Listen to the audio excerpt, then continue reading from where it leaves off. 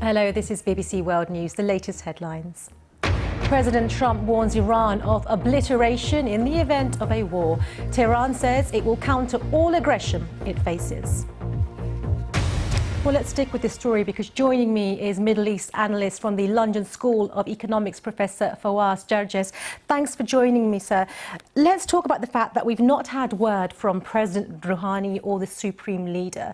Talk me through what you believe might be those conversations going on behind closed doors. Obviously, it seems that the Iranian leadership has decided to push back. They have decided that to change the status quo. The United States now, Donald Trump is waging an economic war against Iran. The Iranian economy is bleeding. The status quo is unsustainable. My take is that Iran is engaged in a calculated, dangerous escalation in order to increase the costs of Trump's strategy. And the reality is, if you ask me what has happened in the past few weeks, I would say that Iran has won the first round. The question was, who was to blink first? And President Trump blinked first.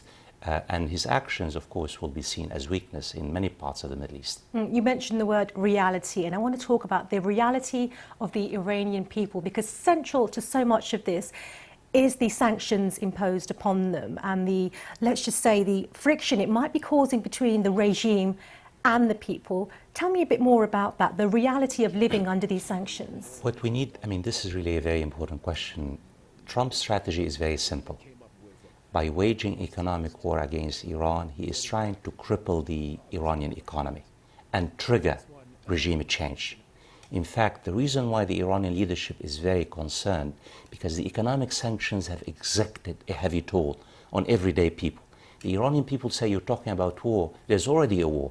We're suffering, in particular the poor and the middle classes. Imagine if the currency collapses overnight. Imagine if unemployment is between 40 and 50%. Foreign currency has dried up. Iran is really paining.